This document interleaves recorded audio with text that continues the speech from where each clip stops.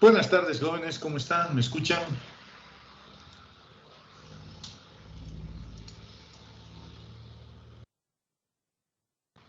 ¿Me escuchan?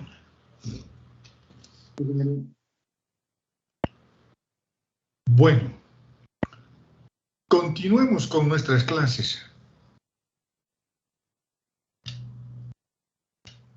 Vamos a continuar con nuestras clases. Voy a compartirles el documento que empezamos a ver la clase anterior para hacer un repaso general y luego continuar con el resto. Hemos empezado el capítulo de coordenadas curvilíneas y este capítulo es bien interesante, les dije. Vamos a darle un enfoque un poquito diferente a lo que está en el Xiong. La nomenclatura a veces es diferente a lo que está en el Xiong, lo que yo voy a utilizar. Y en mi opinión, en mi modesta opinión, es una forma interesante de empezar a aproximarse a sistemas multilineales, a tensores en general. Porque acá vamos a empezar a entender de que la geometría euclidiana no era lo único que existía, o no es lo único que existe. Hay geometrías mucho más complejas porque cada geometría que uno estudia debe depender de su entorno. En la antigua Grecia, la gente, Pitágoras, Euclides y todos nuestros queridos amigos que nos han legado sus conocimientos, concebían el universo como si fuese un plano, ¿no? Ellos caminaban en la Tierra, etcétera, etcétera. Entonces desarrollaron una geometría que hasta ahora se usa en ciertos entornos, digamos, donde se puede aplicar. Estudiamos en el prefacultativo la geometría euclidiana, pero es una geometría plana, ¿no? Es una geometría que se construye en un plano, en el plano XY. Porque eso es lo que veían alrededor de su entorno los griegos, ¿no? Ellos pensaban de que la geometría plana era suficiente y sacaron sus 5 postulados y demás.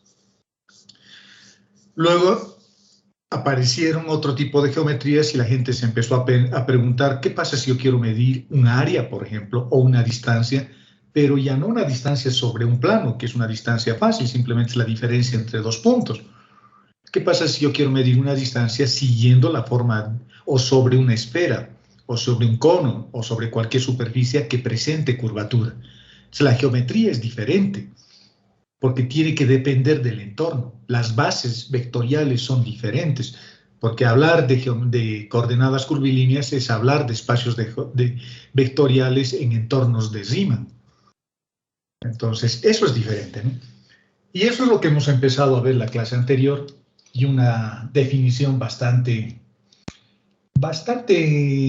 acertada, diría yo, respecto a la utilidad de las coordenadas curvilíneas, está ahí resaltado con amarillo. Lo que hacen las coordenadas curvilíneas es generar o adaptar o tener un desarrollo matemático que nos permita, digamos,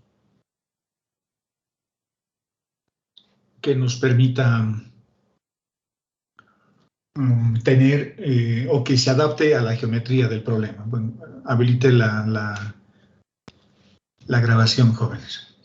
Eso es lo que se trata, ¿no?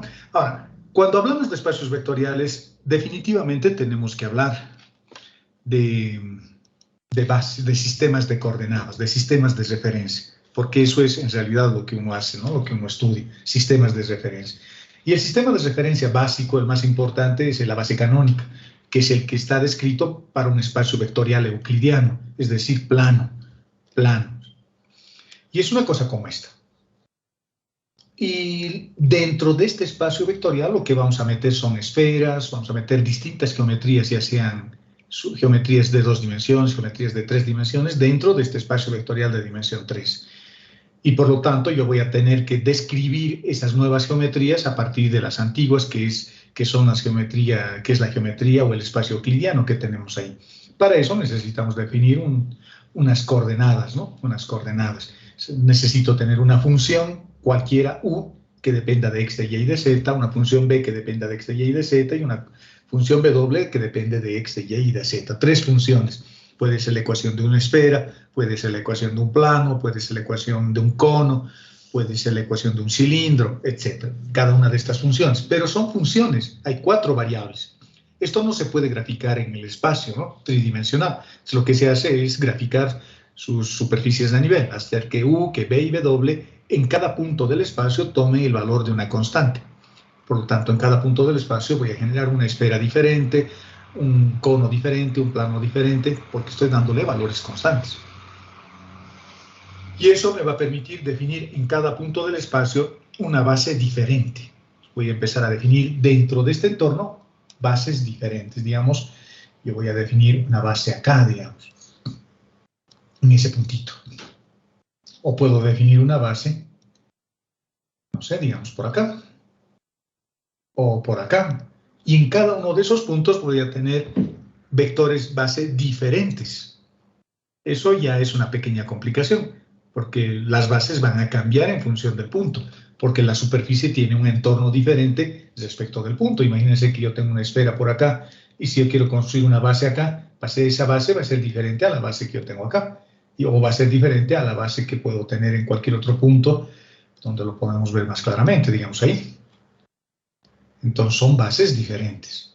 Y para eso necesito hablar, por supuesto, de sistemas de referencia, de un sistema de coordenadas que me permita generar esas bases a partir de esas ecuaciones de transformación. En realidad eso es lo que estamos estudiando. Eso es lo que estamos estudiando. No es simplemente una formulita. Es desarrollar toda una descripción matemática para que pueda cuantificar lo que sea dentro de ese nuevo entorno geométrico. Por ejemplo, podría tener cilindros, podría tener planos radiales o podría tener planos horizontales. Estas son las coordenadas cilíndricas, ¿no? Pero son las ecuaciones de transformación directas. Tengo el radio, tengo el ángulo y tengo z despejados en términos de x, de y y de z. O sea, estoy vinculando dos espacios vectoriales. Un espacio vectorial cuyas variables son el radio, el ángulo y z, con otro espacio vectorial donde sus variables son x, y y z. Y estas variables están relacionadas a través de estas ecuaciones, ¿no? Están relacionadas esas variables con x, y z. En realidad, r puede depender de x, r puede depender de y, r puede depender de z, θ puede depender de x, θ puede depender de y, θ puede depender en general de z, z puede depender de x, bueno, en coordenadas cilíndricas solo depende de z, digamos, pero hay una vinculación así. Y estas son las ecuaciones de transformación, esas que me permiten construir esos puentes para ir de un modelo geométrico a otro modelo geométrico, para pasar o dar un paso de un paralelepípedo a una esfera, de un paralelepípedo a un cono, de un cono a un cilindro. Esos puentes se construyen a partir de las ecuaciones de transformación. Y las ecuaciones de transformación, reitero, son ecuaciones que relacionan las variables que se utilizan en un determinado entorno geométrico. En coordenadas cilíndricas usaremos unas variables que son diferentes a las coordenadas esféricas o a las coordenadas curvilíneas en general. Cuando U, cuando B y cuando W asumen el valor de constantes, lo que yo voy a tener son distintas superficies de nivel. Por ejemplo, que el radio valga 5, digo acá. Por lo tanto, 5 elevado al cuadrado vale 25. Entonces, ¿qué superficie estoy generando? Haciendo de que el radio valga una constante. Estoy generando un cilindro. Ese cilindro está ¿en qué entorno? ¿Dónde lo he metido ese cilindro? En el espacio cartesiano rectangular. Que digo, por ejemplo, que el ángulo valga 45 grados. θ valga 45 grados. Por lo tanto, la ecuación de lo que estoy generando es un plano. Y igual a x. Porque si estos 45 grados, aplico la función tangente a ambos lados y voy a tener tangente de 45 igual a tangente del arco tangente. El arco tangente se va a anular y este 45 se va a volver 1. Por lo tanto, y va a ser igual a x. Voy a generar en ese momento una recta. Perdón, una recta en el plano x, y digamos esta, pero en el espacio va a ser un plano. En el espacio es la ecuación de un plano, que lo voy a pintar, no sé, de rosado, digamos, a mi plano. Este plano se llama plano radial, y es un semiplano en realidad, porque está pegado al eje z, crece desde ahí hasta el infinito, pero desde el eje z. Y luego puedo decir que z valga, no sé, que z valga 2, que valga 3, Si z vale 3, voy a tener una intersección acá con un plano que se llama z igual a 3. Y por lo tanto, la intersección de este plano con este cilindro me va a dar una circunferencia. Este va a ser su plano osculador, ¿no? Y esta circunferencia lo puedo intersectar con este plano radial y voy a tener este punto, un puntito acá. Y en ese punto voy a generar una base. Cuando le doy valores constantes a radio, a tita o a z, o de manera general a u, a b y a w, sin ver ya solo las coordenadas cilíndricas, sino a cualquier otro sistema, yo voy a generar superficies de este tipo que en todos los libros andan representadas más o menos así.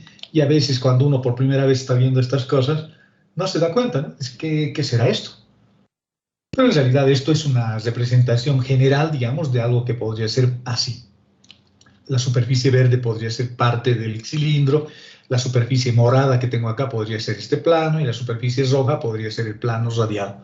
Y la intersección de esas tres superficies me da este puntito, que lo voy a marcar, me va a dar este puntito, ese puntito que puede ser este, que está ahí en el espacio, que puede ser ese. Y con eso tengo un punto cualquiera que lo hemos obtenido con la intersección de tres superficies, igual que el origen de coordenadas. En el origen de coordenadas yo obtengo un punto que es el vector nulo, el 0, 0, 0, o el 0, vector 0, y ese valor 0 lo hemos obtenido con la intersección de los planos coordenadas, x igual a 0, y igual a 0 y z igual a 0.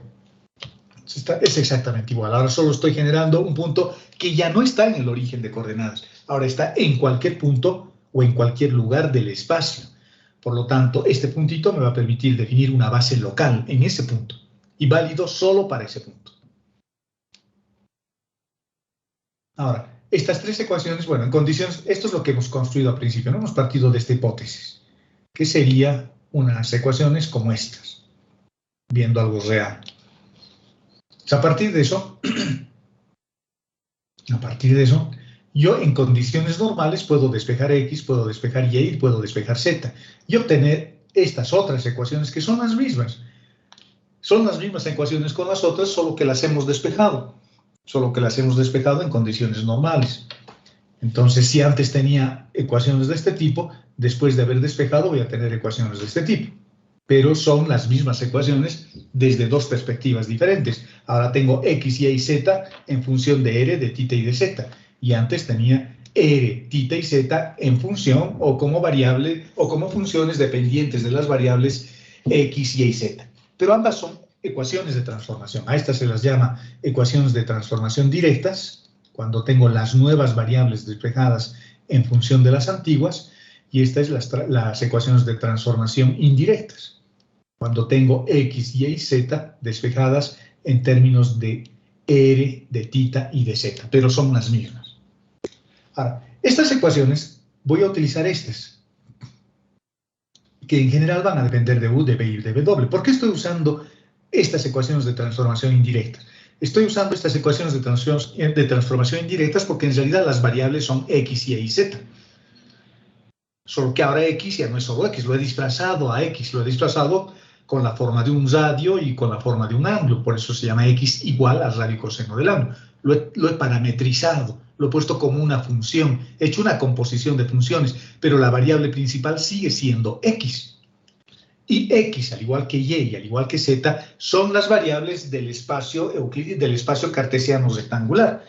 Por eso voy a escribir, utilizando estas ecuaciones G1, G2 y G3, voy a escribir el vector de posición, porque el vector de posición, no se olviden que es X, Y, Z. Y en base canónica, la base que voy a usar es IJ, está formada por los vectores I, J y K. Por lo tanto, por eso estoy usando base canónica, porque esto yo sé que vale X. G1, aquí está. Esto se llama G2, para mí es Y. Y esto, para mí, es Z. Y esas variables, X y Z, son las variables de la base canónica. Y la base canónica tiene como vectores a los vectores ortonormales I, J y K. Estoy en base canónica en este momento. Este vector está en base canónica, por más de que sus componentes sean U, B y W. Es decir, estoy haciendo una cosa como esta. Esto es R igual En lugar de x voy a colocar r coseno del ángulo, pero yo sé que eso es x coseno de θ. Yo sé que eso vale x en la dirección de y, más y, pero y para mí vale r seno del ángulo, r seno del ángulo en la dirección de θ, en la dirección de j ahora, ¿no? Porque es base canónica, porque yo sé que este término es j, más, bueno, en coordenadas cilíndricas z sigue siendo z nomás, ahí es más fácil de ver que z va a estar siempre asociado o va a ser la componente de k. Este vector está en base canónica. Y esto es bueno aclarar, y me gusta aclarar esto porque me he encontrado con muchos errores o muchos errores de concepto por parte de los estudiantes, en el sentido de que cuando ven el radio y ven el ángulo, inmediatamente piensan que, y ven z, inmediatamente piensan que estoy trabajando en coordenadas cilíndricas. Mentira, estoy trabajando en coordenadas cartesianas, solo que a x no le estoy llamando x, le he cambiado de vestido nada más, pero sigue siendo x, solo que ahora su vestido tiene la forma de un radio y de un coseno, la ropa que le cubre. Y es r seno de θ, y z es la única que sale con su propia ropa. En cambio, x y y han cambiado de ropa, se han puesto su ropa dominguera, digamos. Pero siguen en base canónica. Entonces, eso es lo que expresa esto. Y ese es el vector de posición, ¿no? Y por lo tanto tengo mi vector de posición en base canónica y lo voy a expresar así. Eso es más de lo mismo. Esta idea está representando esto, ¿no? Y esta caja está vinculando a las variables curvilíneas con las variables cartesianas rectangulares. Ahora, para que esta transformación sea válida, el sistema de ecuaciones que yo voy a formar, porque fíjense, el álgebra lineal está omnipresente acá, el sistema de ecuaciones lineales que voy a formar tiene que ser un sistema consistente determinado. Eso quiere decir de que su determinante debería ser diferente de 0.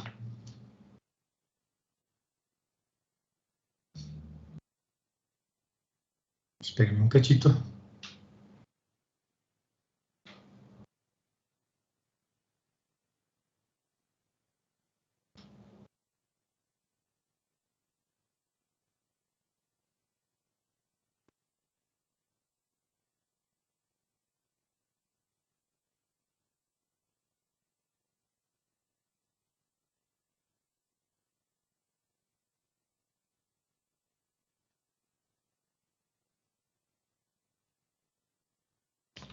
Sigamos. Y ese sistema de ecuaciones, ese jacobiano asociado a la vinculación de las variables u, v y w, se llama jacobiano de transformación, ¿no? Y ese es un jacobiano que lo hemos construido desde el cálculo 2, hemos aprendido a construirlo, porque a partir de las ecuaciones de transformación, de estas ecuaciones de transformación indirectas, puedo encontrar x respecto de u, x respecto de b, x respecto de w, y respecto de u, y respecto de b, y respecto de w, porque no se olviden que son funciones. X, Y y Z son funciones que dependen de u, de b y de w. Por lo tanto, puedo hallar su jacobiano de transformación, el mismo jacobiano que ustedes hallaban cuando hacían derivación implícita utilizando el método de los jacobianos en cálculo 2, el mismo jacobiano. Fíjense, x respecto de u, x respecto de b, x respecto de w, y cada fila asociado a una función diferente, solo que mis funciones se llama x, se llama y y se llama z. Y cuando yo hallo la inversa de este jacobiano, lo que en realidad ahora estoy haciendo es hallar lo mismo, pero ahora teniendo a u, a b y a w despejadas en términos de x, de y y de z. Entonces acá, para encontrar este jacobiano, usaré las ecuaciones de transformación indirectas, y para encontrar el otro jacobiano, usaré las ecuaciones de transformación directas. Entonces, o tengo estas ecuaciones y despejo y obtengo estas otras, o tengo estas otras y al despejar obtengo estas otras. El jacobiano lo que hace es evitarme, ¿no?, hacer ese despeje, y lo único que hay que hacer es invertir una matriz, porque al invertir la matriz estoy haciendo una transformación a la inversa, vale decir, estoy despejando varias cosas.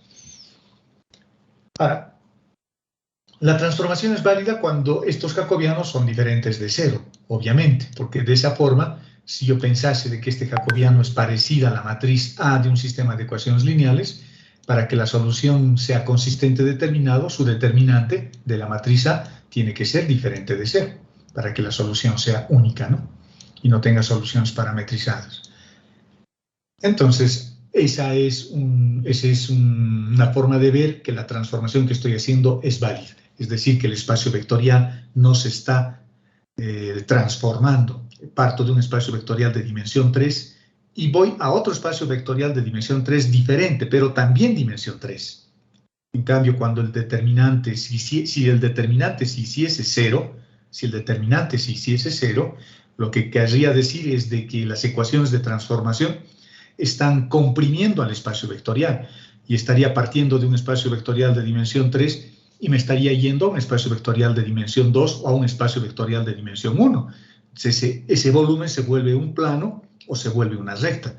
Y eso no queremos, porque yo quiero, dentro del mismo espacio vectorial de dimensión 3, tener una geometría diferente, pero no quiero volverlo de dimensión diferente al espacio vectorial. Entonces acá el álgebra lineal es fundamental para entender estas cosas, ¿no? Es fundamental. Y ustedes han llevado ya álgebra lineal, así que deben estar entendiendo lo que estoy explicando. Ahora, con las ecuaciones de transformación, con este vector de posición, con este que tengo acá, si lo derivo al vector de posición respecto de u, o lo derivo respecto de b, o lo derivo respecto a b doble, voy a tener otro vector. Y esos vectores se les llama los vectores unitarios. Eso, una forma de ver eso, lo que acabo de explicar, es encontrando el diferencial total del vector de posición, de este vectorcito, de este que está en base canónica. Y lo que voy a obtener es la derivada del vector de posición respecto de u por el diferencial de u, la derivada del vector de posición respecto de b por el diferencial de b, la derivada del vector de posición respecto de b doble por el diferencial de b doble. Y estamos derivando, en realidad, este vector, ¿no? Todo esto derivo respecto de u, todo esto derivo respecto de b, todo esto derivo respecto de b doble, y por lo tanto voy a tener vectores. Esto es un vector, esto es un vector, y esto es un vector. Y esos vectores les voy a dar un nombre. E sub 1, E sub 2 y E sub 3. Y esos vectores, así hallados de manera tan sencilla, son los vectores que forman lo que se llama la base natural, llamada también la base contravariante. Y se llama base contravariante porque estos vectores que forman esa base son vectores que pueden cambiar de tamaño. Son vectores que no necesariamente son perpendiculares, pero que forman una base. Acá no se le aplica el proceso de Gram-Schmidt para volverlo una base ortonormal y unitaria. Aquí se trabaja con lo que sale, porque lo que me interesa son las componentes del vector que voy a transformar. Y quiero saber cómo se transforma ese vector. Y tiene que transformarse según el espacio vectorial en el que estoy trabajando. Por lo tanto, estos vectores se llaman vectores naturales. La base natural se llama esto, porque son vectores. Y esos vectores tienen la particularidad de ser tangentes a las líneas coordenadas. A las líneas coordenadas. Y las líneas coordenadas son la intersección de las superficies entre ellas. Cuando yo hice un dibujito acá del cilindro, tengo, por ejemplo, la intersección del cilindro con el plano me da una circunferencia. Esa es una línea coordenada.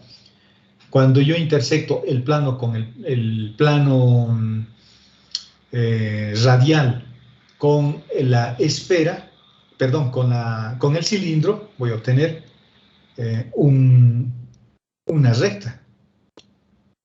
Y cuando yo intersecto, no sé, el plano con el otro plano, voy a tener otra recta. El plano horizontal con el plano radial, obtenemos una recta. El plano radial con el cilindro, tenemos otra recta. El cilindro con el plano horizontal, una circunferencia. Esas son las líneas coordenadas. Y estos vectores tienen la particularidad o la forma geométrica o la disposición geométrica de ser tangentes a esas líneas coordenadas. En este dibujo lo que hemos hecho, o lo que copié del internet, es algo que aparece en todos los libros, en el Sound también está, porque ahora solo estoy dibujando las coordenadas, ¿no? Las líneas coordenadas. Y estos vectores que acabamos de hallar, E sub 1 le hemos llamado a esto, E sub 2 le hemos llamado a esto y E sub 3 le hemos llamado a eso, son vectores tangentes a las líneas coordenadas. Y estos vectores, E sub 1, E sub 2 y E sub 3, forman un espacio vectorial de dimensión 3. es un paralelepípedo. Y ese paralelepípedo lo puedo calcular con el determinante de los vectores. O con el producto triple mixto de los vectores. Y es interesante, ¿no? Porque estoy formando un espacio vectorial, por lo tanto, la transformación es válida porque no me ha comprimido el espacio vectorial de las imágenes. O sea, cuando yo me muevo del espacio vectorial cartesiano rectangular y me muevo a otro espacio vectorial, en este caso cilíndrico, el espacio vectorial que estoy generando sigue siendo un espacio vectorial de dimensión 3. Eso quiere decir que la transformación es válida. Y que por lo tanto cualquier sistema de ecuaciones que yo resuelva no me va a dar sistemas de ecuaciones parametrizadas. Por un lado. Por otro lado, la nulidad del espacio va a ser siempre de 0. Es decir, la dimensión del espacio vectorial de las ecuaciones homogéneas. Esa es la condición para que exista inversa en la matriz, ¿no? Esta matriz, cuando hemos invertido. Fíjense todo lo que han aprendido en álgebra lineal. ¿Qué características tiene esta base? Estamos repasando rápidamente para los que no han venido a la clase anterior. Es una base local, porque voy a encontrar esa base en cualquier punto del espacio. Puede estar acá, o podría encontrar esa base acá, en ese puntito. Ese es el vector de posición R que hemos derivado y que me está señalando este puntito, y con ese punto hemos generado en coordenadas cilíndricas también, por ejemplo, esta base. Y es una base local con direcciones diferentes y con tamaños de vectores diferentes. Son vectores tangentes a las líneas coordenadas, eso es lo que acabamos de decir. En general no son perpendiculares, fíjense, este ángulo que puse acá no es 90 grados, es, no sé, otro ángulo, y este es un ángulo obtuso, este es un ángulo agudo, tal vez esto sea 45 grados o 90 grados, quiero decir. Entonces, en general no son ortogonales y en general tampoco son unitarios, por eso en este dibujo he hecho que este vector sea más grande que este otro y este otro sea más grande que este otro, porque en general no son bases ortogonales ni ortonormales, y tampoco es necesario llevarlos a un proceso de Gram-Schmidt para encontrar una base ortonormal. No es necesario. Esa es una base. La otra base que hemos estudiado en la clase anterior es la que hemos generado a partir de los conjuntos recíprocos. Y los conjuntos recíprocos, su teoría me permite encontrar un vector E super 1, E super 2, E super 3 con estos productos vectoriales. Y como estos productos vectoriales dependen de la quiralidad, entonces en la segunda componente tengo que tener cuidado para mantener el sentido correcto de los productos vectoriales, porque los productos vectoriales me dan pseudovectores. El producto vectorial no me da un vector, me dan dos vectores como resultado. Por lo tanto, el orden en el que yo dispongo los productos vectoriales es importante. Para encontrar E super 1, tengo que hacer E sub 2 por E sub 3, pero para encontrar E super 2, tengo que hacer E sub 3 por E sub 1. Una propiedad de estos conjuntos recíprocos, este es un conjunto recíproco, E super 1, E super 2 y E super 3 son tres vectores que forman un conjunto, y ese conjunto se llama conjunto recíproco. Y ese conjunto recíproco, si lo vinculo con la base natural, con los vectores que utilizan el subíndice como indicativo, cumple con estas propiedades. Si yo multiplico vectores como este, por ejemplo, E super 2 es vector escalarmente con E sub 1, el resultado siempre es 0. Y cuando yo multiplico vectores donde el superíndice y el subíndice son iguales, el resultado siempre es 1. El producto escalar de estos vectores me va a permitir definir el tensor que se llama el factor idéntico, o el delta de Kronecker, o la matriz identidad. Y este es la matriz Gram, también le puedo llamar, la matriz Gram, eso en álgebra lineal se lleva, la matriz Gram del espacio vectorial, porque lo hemos formado con los vectores. Esta es la matriz Gram. Pero lo hemos obtenido, esta matriz Gram es media rara, esta matriz Gram, porque la hemos obtenido con productos escalares, pero entre vectores de espacios vectoriales diferentes. Entonces, esto es parecido, pero no es lo mismo. ¿De acuerdo? Porque la matriz Gram se forma con los vectores de la misma base, pero la idea más o menos es la misma. Pero genera algo que se llama el tensor delta de Kronecker. Y el tensor delta de Kronecker siempre vale 1 cuando los índices son iguales. Cuando I y J son iguales, vale 1. Pero si I y J son diferentes, vale 0. Y eso es la propiedad que hemos visto acá cuando hablábamos la clase anterior de los conjuntos recíprocos. Por lo tanto, estos vectores que los hemos generado de manera diferente con productos vectoriales, le vamos a dar también un nombre, y este conjunto de vectores se llama la base covariante. También en la clase anterior he explicado por qué se llama covariante esta base y por qué se llama contravariante la otra base.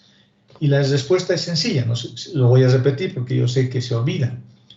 Cuando yo agarro este vector E sub 1 y lo hago más grande, porque estos vectores crecen, son de tamaño diferente en cada punto del espacio. En cada punto del espacio voy a generar vectores E super 1, E super 2 y E super 3 diferentes. Por eso se dice que son bases canónicas. Van a tener tamaños diferentes, van a tener direcciones diferentes. Es una complicación total. Es una complicación total. Todo lo da la vuelta el hecho de que los vectores sean variables. Ahí radica la potencia de la base canónica, porque la base canónica nunca cambia de tamaño y nunca cambia de dirección, no importa dónde lo definan. Si a la base canónica lo trasladan a un punto cualquiera del espacio, sus vectores van a seguir apuntando y teniendo el mismo sentido y la misma dirección.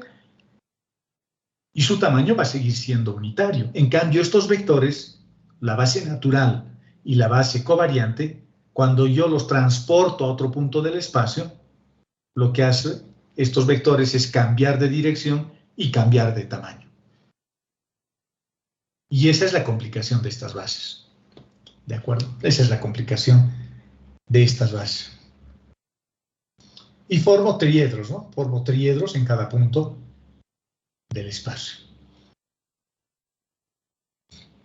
Por lo tanto, en cada punto del espacio estoy generando dos bases, en cada punto del espacio. Una base contravariante y una base covariante. Les estaba indicando, ¿por qué se llama base covariante en este caso? Porque cuando cambia el tamaño del vector, cuando yo tenía el vector E sub 1 acá, y lo traslado acá, y ha cambiado así, se ha vuelto más pequeñito, digamos, ha cambiado de sentido, el valor de la componente, el tamaño de la componente asociada a este vector, que se va a llamar, por ejemplo, no sé, A sub 1, y este va a ser también A sub 1, pero este A sub 1 va a ser más grande que este otro A sub 1.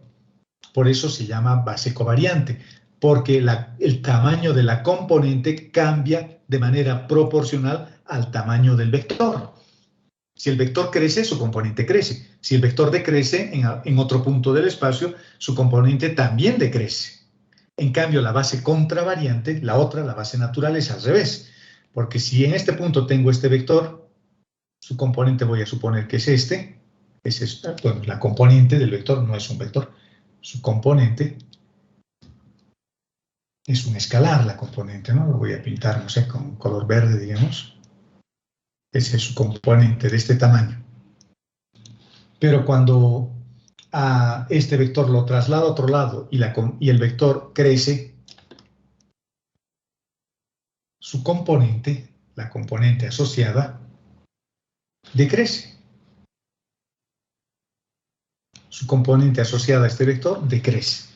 Por eso se llama componente contravariante y en el otro caso componente covariante. En cambio, en la base canónica el tamaño de la componente siempre es la misma, ¿no? Ahora, estos vectores, los vectores recíprocos, también son una base local, porque son vectores linealmente independientes. Son vectores ahora perpendiculares a las superficies, no son ortogonales en general y no son unitarios en general. Por lo tanto, estos vectores geométricamente ahora tienen una disposición de perpendicularidad respecto a las superficies de coordenadas. Y por lo tanto, con estos vectores, con esta base recíproca, yo debo pensar en las superficies coordenadas. En cambio, en la base natural, yo debo pensar en las líneas coordenadas. Si lo vemos desde la perspectiva de la base canónica, es una cosa así, ¿no? Estas son las superficies. El plano XY, vamos a suponer que es este.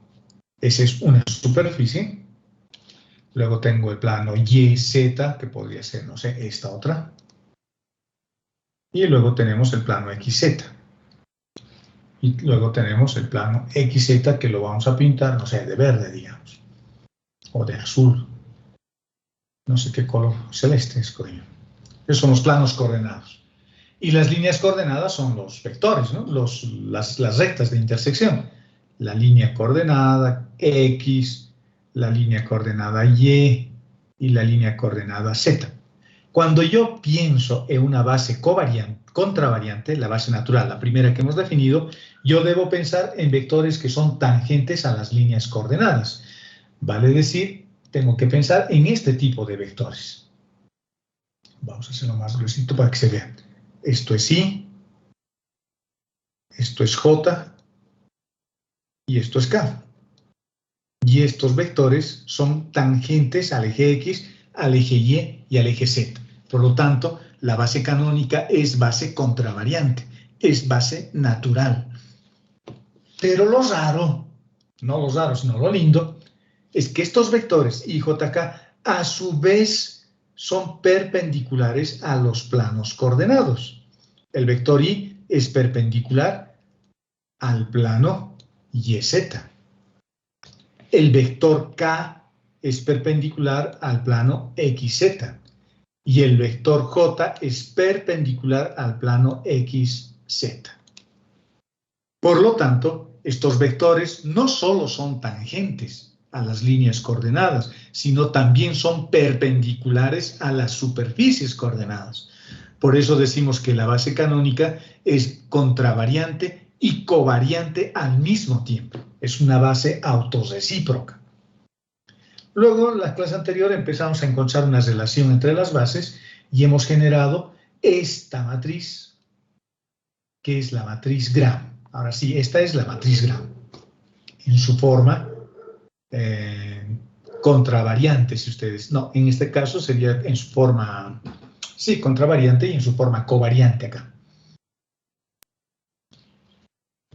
¿De acuerdo? Esa es la matriz Gram. Y las hemos obtenido con el producto escalar de los vectores de la base. Para obtener este índice G11, si ustedes se acuerdan, lo que hemos hecho es multiplicar E sub 1 con E sub 1 o E super 1 con E super 1 para obtener el G super 11, o hemos multiplicado el E sub 1 con el E sub 1 para obtener el G11. Por lo tanto, esta es la matriz Gram, esta otra también es una matriz Gram, aunque esta es la principal, la fundamental, la que utiliza subíndices y la que hemos generado con la base natural. Por lo tanto, un vector cualquiera, cualquier vector, voy a poderlo expresar, al vector A, por ejemplo, lo voy a poder expresar en su base natural, en su base contravariante, o lo puedo expresar al mismo vector A en su base recíproca, en su base covariante. Algo que quiero llamarles la atención, algo que se den cuenta, es de que las componentes utilizan el subíndice diferente. Si uso subíndice para la base, tengo que utilizar un superíndice para la componente. Eso es en la base natural. Si utilizo subíndice para E sub 2, tengo que utilizar un superíndice A super 2 para su componente. Entonces es diferente. Es al revés, ¿no? Componentes contravariantes y las componentes covariantes lo mismo. Si estoy usando un superíndice para el vector, para su componente debo usar un subíndice. ¿De acuerdo? Y además, si yo multiplico el tensor métrico fundamental con sus recíprocos, el resultado siempre me va a dar el delta de Kronecker, o el factor idéntico, o lo que también se llama la matriz identidad. Y finalmente hemos visto que hay otra base que es la base física, y la base física se genera a partir de la base natural, dividiéndolo simplemente entre su módulo. Los vuelvo unitarios, en otras palabras. Y eso me da la posibilidad de tener el mismo vector en el mismo punto del espacio generado a través de tres bases diferentes. La base natural, la base covariante y la base física. Eso es lo que hemos hecho en la clase anterior. He querido hacer este pequeño repaso porque yo sé que se olvidan o nos olvidamos, porque ahora vamos a continuar con un avance de materia nuevo. Voy a compartirles el documento correspondiente, que es este. Continuamos acá entonces. Nos hemos quedado en esta parte, ¿no? El vector A, que lo puedo expresar en su base natural o contravariante, fíjense, uso subíndices para los vectores de la base y superíndices para las componentes, lo puedo expresar en su base recíproca o covariante o en su base física. Cada una de esas formas de representación tienen su propia nomenclatura, ¿no? Su propia forma de representar. O uso superíndices, o uso subíndices, o utilizo letras mayúsculas. Acá ya empiezan algunas diferencias con lo que hay en el Shaun. El Shaun habla exactamente de lo mismo, no hay diferencia en eso, pero lo que hace es representar estos vectores de manera diferente. A la base contravariante la representa con un delta y cosas así. Vayan comparando con el Shaun. Bueno, esa es la teoría de lo que estamos generando como nuevas bases a partir de transformaciones que estamos haciendo. Y esas transformaciones son transformaciones que me dan soluciones consistentes determinadas. Su determinante es cero. Son transformaciones asociadas a una nulidad igual a cero. Son transformaciones en el que el número de ecuaciones de transformación es igual al número de variables que tengo que tener, etcétera, etcétera, etcétera. Y lo más importante, el espacio vectorial que estoy generando es un espacio vectorial que si parto del espacio vectorial de dimensión 3, llego a un espacio vectorial también de dimensión 3. No se degenera el espacio vectorial, no se comprime, aunque vamos a ver de que existen algunos casos en los que sí se hace, se comprime. De hecho, se comprime y hay que hacer algún pequeño artificio o tratar de entender haciendo un pequeño artificio para captar la idea de lo que estamos hablando. Es decir, fíjense, es bien bonito eso. Cuando yo tengo un espacio vectorial de dimensión 3, por ejemplo así, asociado a una caja, eso es un espacio vectorial de dimensión 3, esa es su geometría asociada en un sistema euclidiano, y cuando yo le aplico una transformación a esta caja, lo que hago es volverlo, por ejemplo, un plano. O lo podría volver una recta, o lo podría volver un punto. Para que yo parta de un espacio vectorial de dimensión 3 y llegue a otro espacio vectorial de dimensión 3, que puede tener una geometría diferente, puede ser un cilindro, digamos esto, tal vez podríamos haberlo dibujado así, como un cilindro. El cilindro también es un espacio vectorial de dimensión 3. Eso quiere decir que su nulidad es cero, la nulidad de la matriz de transformación. Eso quiere decir que el sistema es consistente determinado. No se ha transformado su forma, pero no lo ha comprimido al espacio vectorial. Pero hay otras situaciones en que el espacio vectorial se comprime como un plano, o se comprime como una recta, o se comprime como un punto. Entonces, no estamos interesados en esas transformaciones, porque yo quiero transformar un espacio vectorial de dimensión 3 en otro espacio vectorial de dimensión 3. Y esas transformaciones están asociadas a matrices cuya nulidad es cero. Son matrices invertibles. ¿De acuerdo? Eso es lo que estamos haciendo. Veamos. Veamos nuestro primer sistema de coordenadas. Estoy partiendo de un sistema cartesiano rectangular y me estoy yendo a otra geometría. En este caso, en coordenadas curvilíneas, estoy haciendo esto, ¿no? Lo que veíamos en el anterior documento. Tengo un sistema de referencia donde los puntos se ubican con la intersección de esas rectas. Y me estoy yendo ahora a un modelo donde los puntos se encuentran o se definen, por ejemplo, ya no como la intersección de rectas paralelas a las líneas coordenadas, eso es el sistema euclidiano, sino ahora con otro tipo de líneas más generales que pueden ser líneas curvas incluso, puedo tener circunferencias o puedo tener radios, semirrectas que son los radios. Cada punto del espacio, entonces lo ubico de una manera diferente, ¿no? Midiendo la distancia que existe desde el origen de coordenadas que se llama polo hasta el punto en cuestión y midiendo el ángulo desde 0 hasta acá. Y así lo ubico ese punto. Esas son las coordenadas polares. Sus ecuaciones de transformación son estas. X vale U coseno de B, o X es igual a radio seno del ángulo, y Y vale radio seno del ángulo. Eso es X y eso es Y. Y acá está el vector de posición. En base canónica, con X y Y parametrizados. Ahora, X y Y dependen del radio y del ángulo. Al radio y al ángulo estoy llamando U y B.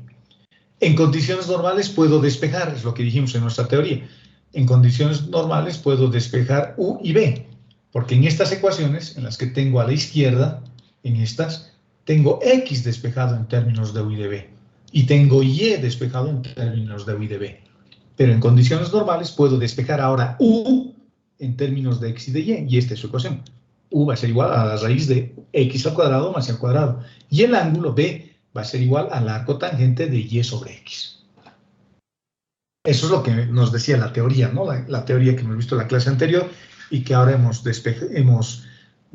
vuelto a revisar para acordarnos.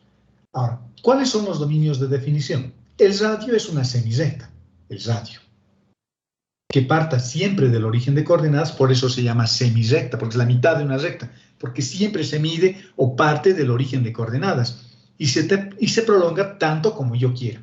Por eso el dominio de definición para el radio, que es U, varía desde 0 hasta el tamaño que nosotros queramos. Como no podemos poner hasta el tamaño que nosotros queramos, pongo hasta el infinito. Y hasta el infinito positivo, porque el radio es positivo, pero está en cualquier dirección, ¿no? El radio no tiene signo, siempre es positivo. El radio, por ejemplo, parte de acá y se prolonga así. Parte de acá y se prolonga así. Es una simetría radial la que vamos a ir teniendo, ¿no? Pero siempre parte del 0 y llega hasta el tamaño que queramos. En cambio, el ángulo parte siempre desde el eje X, o el eje polar, como se le llama, y da una vuelta completa para barrer todo el espacio polar. Por lo tanto, el ángulo va a variar de 0 a 2pi. Con esos dos rangos de variación máxima, barro todo el plano XY, el infinito plano XY, porque el que le está dando esa naturaleza de infinito, el que me está mostrando que ese plano es infinito, es el radio. Y el ángulo me está haciendo dar una vuelta porque ese infinito se prolonga o se extiende por los 365, o por los, ¿cuántos grados tiene? Por los 360 grados que tiene nuestro plano polar. 365, estoy pensando en los días del año yo. Los 360 grados. Entonces, estos son los rangos de variación máximo para este modelo, que ya lo conocíamos, lo han visto en cálculo 2, pero lo estamos viendo con detenimiento, porque vamos a hacer varias cosas más con este sistema. Ahora, voy a encontrar los vectores de la base natural. Es sub1 y es sub2. Solo dos vectores voy a encontrar, solo dos puedo encontrar, porque hay solo dos variables, el radio y el ángulo. ¿Y cómo encuentro el vector E sub 1? El vector E sub 1 lo encuentro derivando este vector respecto del radio, el vector de posición. Este es mi vector de posición en base canónica. Este es X y este es Y, solo que no he colocado X, he colocado en lugar de X radio coseno del ángulo. Y en lugar de Y he colocado radio seno del ángulo. Es decir, he usado sus ecuaciones de transformación indirectas, pero sigo en base canónica. Y cuando yo derivo este vector respecto del radio, respecto de U, el ángulo se mantiene constante. Y esa derivada me va a dar como resultado esto. Y este es un vector en base canónica. Yo quiero resaltar esa situación, en base canónica. Y el módulo de este vector es 1.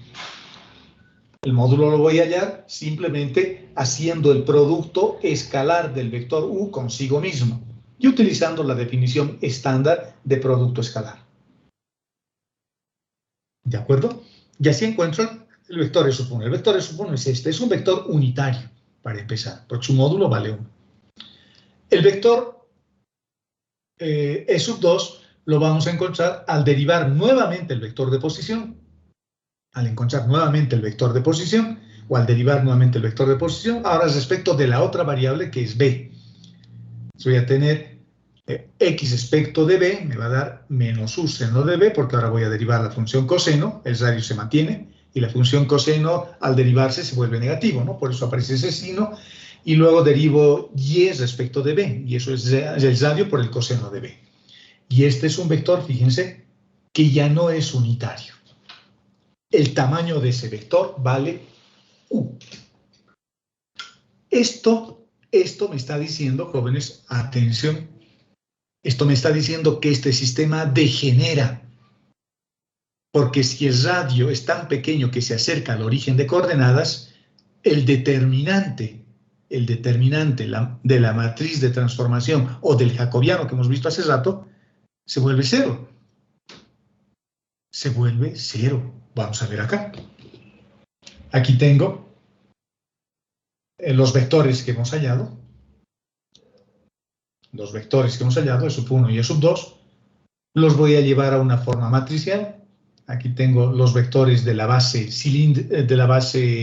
polar y aquí tengo los vectores de la base canónica. Y esta es la matriz de transformación. Este es el jacobiano de transformación.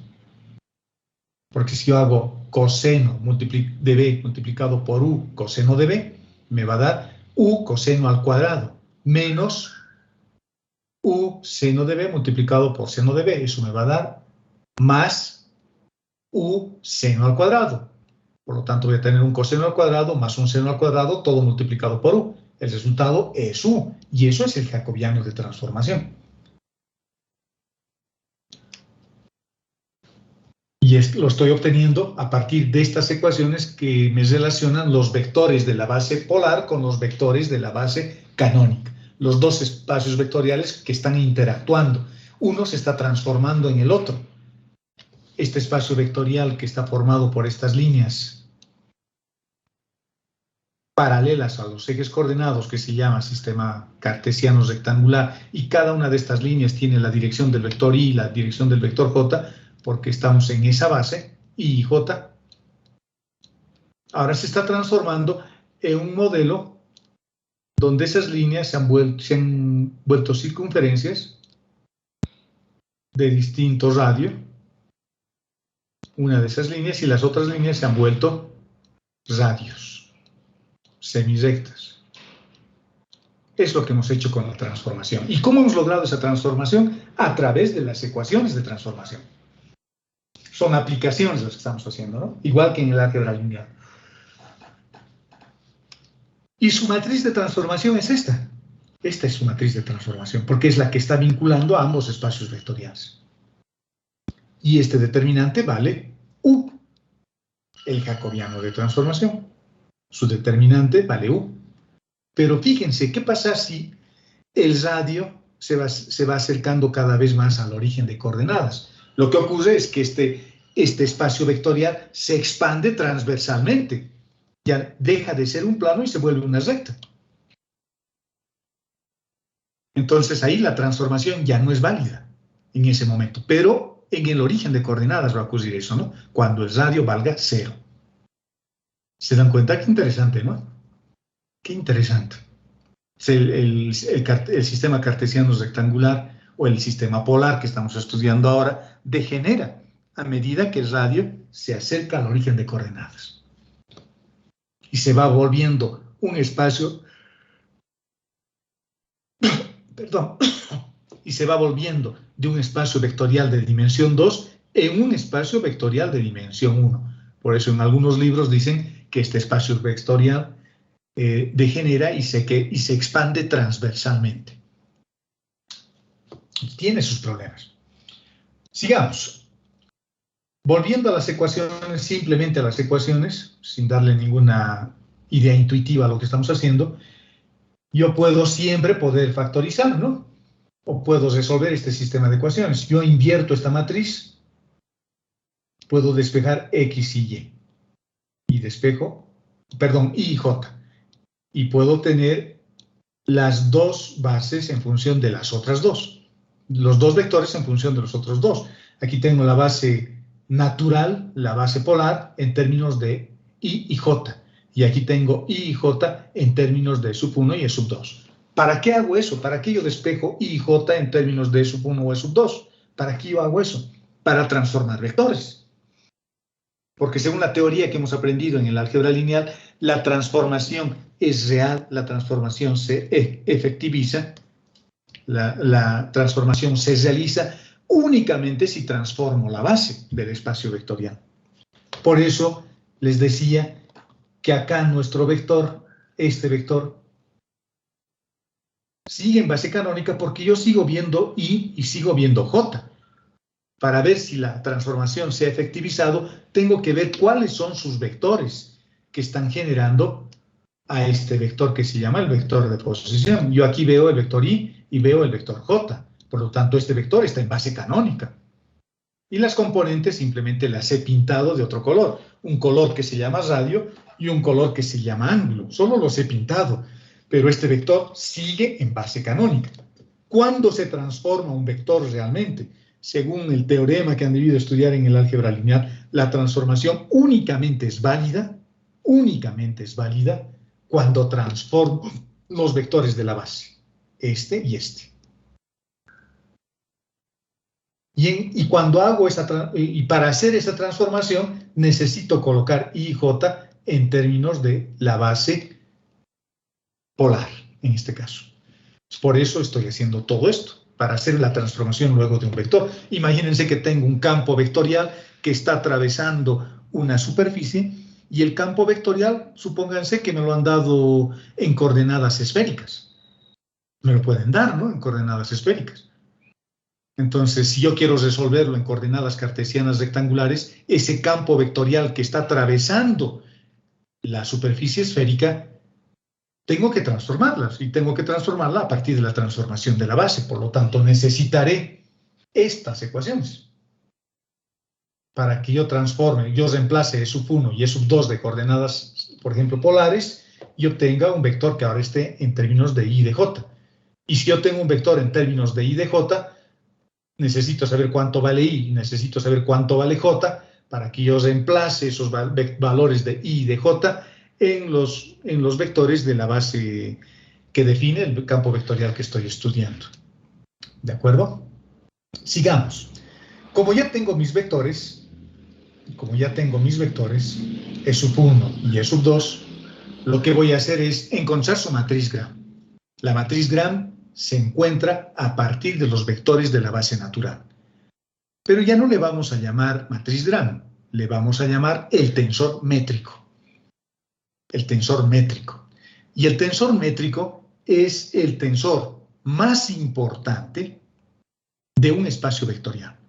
Porque con este tensor, con esta matriz que le estamos llamando matriz o tensor métrico, porque con esta matriz hago absolutamente todo. Puedo describir al espacio vectorial porque esta matriz depende de los vectores de la base. Depende de los vectores de la base. Y por lo tanto, los vectores de la base son los que le dan la métrica al espacio vectorial. Son los que me van a decir cómo yo voy a medir una distancia entre dos puntos sobre una esfera. Son los que me van a decir estos vectores naturales, los que me van a decir cómo voy a medir el área sobre un cono, o cómo voy a medir un volumen, o cómo voy a hacer, no sé, lo que me pidan, cómo voy a hacer un producto escalar, cómo voy a poder hacer un producto vectorial, cómo voy a hacer un producto triple mixto. Porque a partir de esto ya puedo hacer todo, pero en geometrías diferentes. La matriz Gram se obtiene multiplicando estos vectores. Y la multiplicación es fácil, porque son vectores que están en base canónica. Así que voy a hacer lo que siempre he hecho. E sub 1 con E sub 1 lo voy a multiplicar como siempre.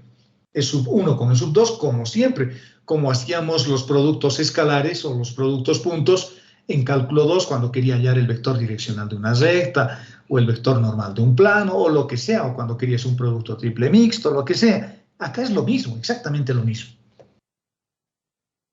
¿De acuerdo? Estoy multiplicando esos vectores, E sub 1 con E sub 2, E sub 1 con E sub 1, E sub 2 con E sub 2, y al hacer esos productos genero los coeficientes métricos, porque a este producto escalar le voy a llamar G sub 11, a este producto escalar le voy a llamar G sub 12, a este producto escalar le voy a llamar G21 y a este producto escalar le voy a llamar G22. Y esta matriz siempre es simétrica. Lo que tengo arriba en la matriz triangular superior es lo mismo a lo que yo tengo abajo en la matriz triangular inferior. Es simétrica, Por lo tanto, solo necesito encontrar los términos de la diagonal y de los términos que están en la diagonal, en el triángulo superior. Porque el triángulo inferior lo único que voy a hacer es obtenerlos a partir del triángulo superior. Entonces, los voy a reflejar, los voy a copiar. La posición 12 va a ser igual que la posición 21. ¿Por qué? ¿Por qué eso es así? Porque el producto escalar es conmutativo, es un grupo abeliano. El producto escalar forma un grupo abeliano. Y después de hacer el producto escalar, obtenemos para este sistema esta matriz. Y esta es la matriz gran. A partir de ahora, el tensor métrico asociado a las coordenadas polares. Y esto siempre es así, nunca va a cambiar. Para las polares nunca va a cambiar. Siempre es una matriz diagonal. Y de esta matriz yo obtengo muchísima información. Porque yo sé que el primer término es el producto escalar de E sub 1 con E sub 1. Por lo tanto, el 1 es el módulo del vector E sub 1 elevado al cuadrado. Por lo tanto, el módulo del vector E sub 1 es 1. De este vector. De este vector. Es 1. Del de arriba. De este. Que lo he anotado seguramente acá. Y yo sé que el módulo del vector E sub 2 es U, porque este es el producto escalar de E sub 2 con E sub 2. Y yo sé por mis conocimientos de espacios vectoriales de que el producto escalar de un vector consigo mismo es igual al módulo del vector elevado al cuadrado. Y aquí tengo U al cuadrado. Por lo tanto, si le saco su raíz para obtener el módulo, el resultado es U. El vector E sub 2 no es un vector unitario. Es un vector cuyo tamaño depende del radio. Cuanto más alejado esté del origen de coordenadas, el módulo del vector E sub 2 crece. Y cuanto más me acerco al origen de coordenadas, el tamaño del vector E sub 2 decrece hasta volverse cero, hasta que degenera nuestro espacio vectorial, hasta que se vuelve una recta a partir de un plano. Como yo sé que esta es una matriz diagonal, solo tengo términos en la diagonal, estos productos escalares valen cero. Los productos escalares que hemos obtenido para el triángulo superior y para el triángulo inferior valen cero. Quiere decir que esos productos escalares son cero. Y por mis conocimientos de espacios vectoriales y de los productos escalares que se ven en cálculo 2 y que se ve también en álgebra lineal, yo sé que eso me está definiendo una posición relativa entre esos dos vectores de perpendicularidad. Es decir, que esta base es una base ortogonal. Los vectores E sub 1 y E sub 2 siempre son perpendiculares. Pero no son ortonormales, porque solo el primer vector es unitario. Ortonormal, es correcto. Porque el segundo vector es no unitario, su módulo es U.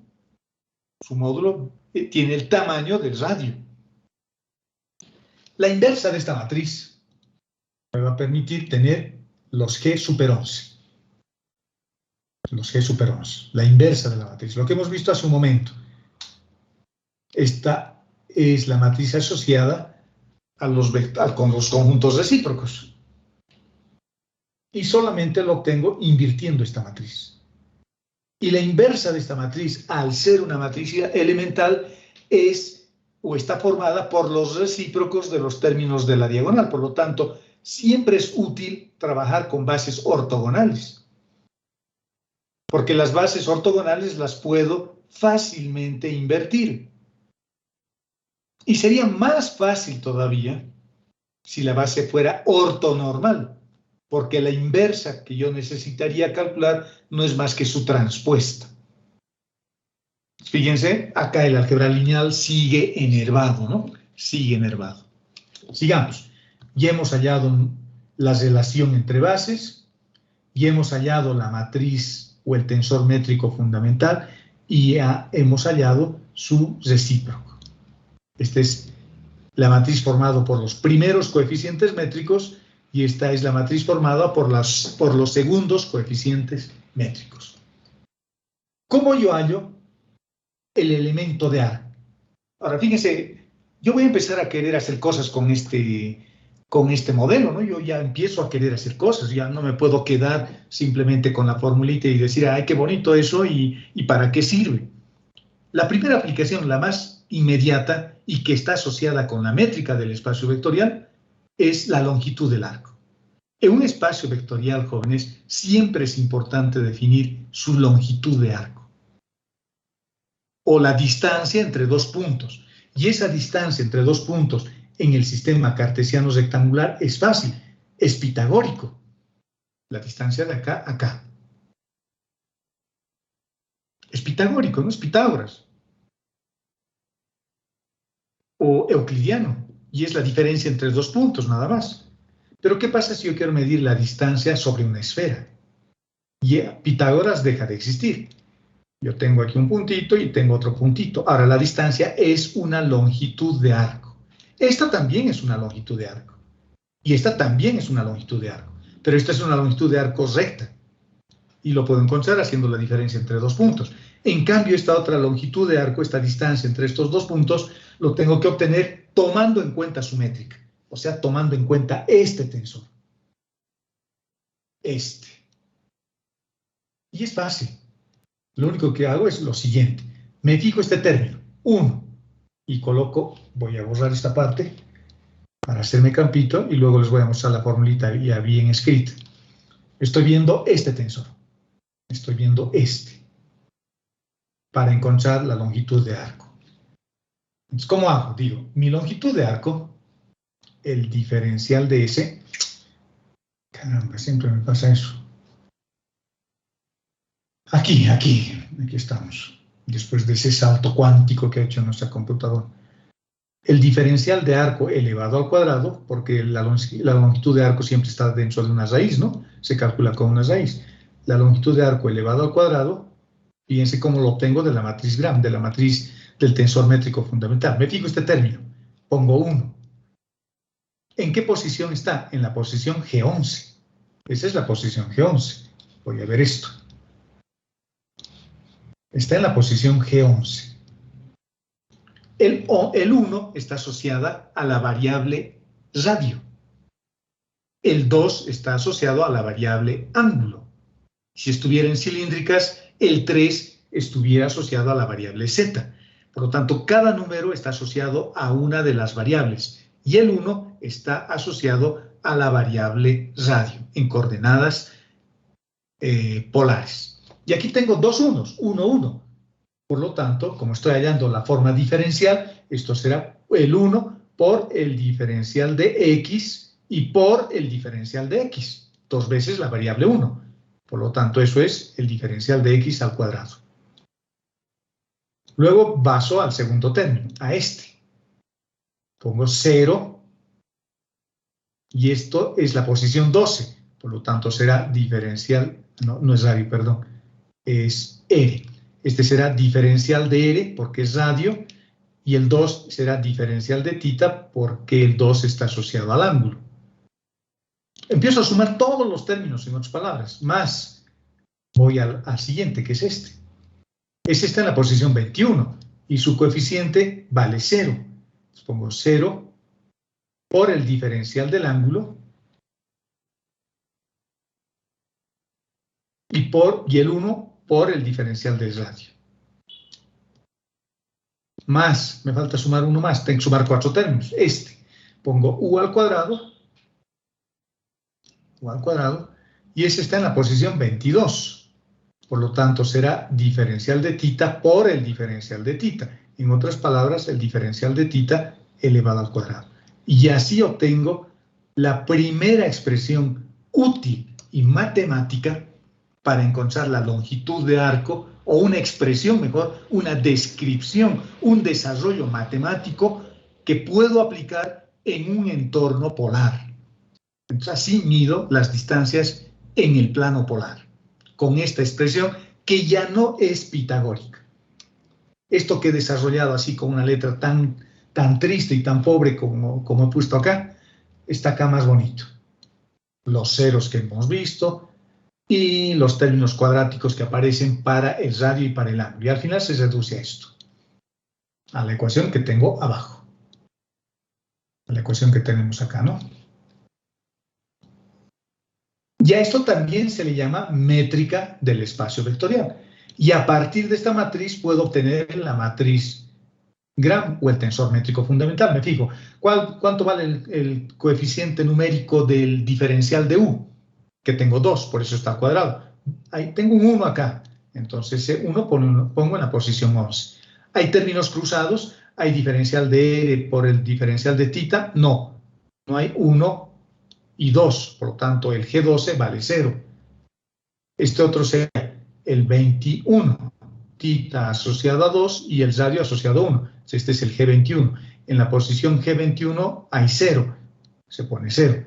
Y en la posición 22, porque tengo diferencial de θ por el diferencial de θ, eso es diferencial de θ al cuadrado, tengo un U al cuadrado. Entonces, en esa posición pongo U al cuadrado. Por eso decir, obtener este tensor o tener la expresión de la longitud de arco es lo mismo, porque ambos están asociados a eso que estamos viendo, a calcular la longitud de arco. Y este es el primer gran resultado que yo obtengo.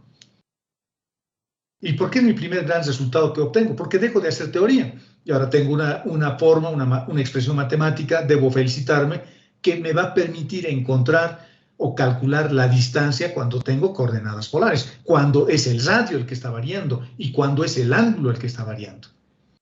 Yo en coordenadas polares voy a tener cosas así, ¿no? Muchas circunferencias concéntricas y muchos radios. Este. Y imagínense que yo quiero calcular la distancia que va desde este punto hasta este punto. Quiero calcular esa distancia.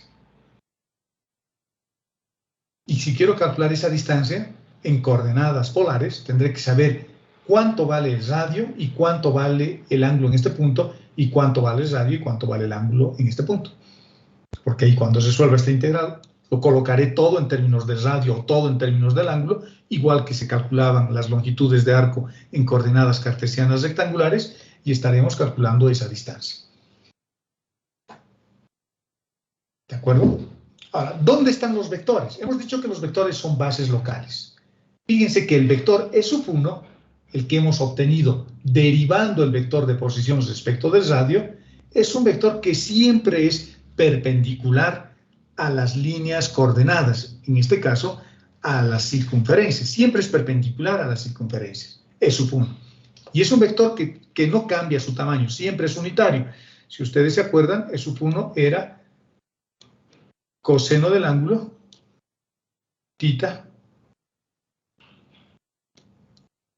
en la dirección de I, y más E sub 2, perdón, es E sub 2, estoy haciendo mal, más seno directamente, más seno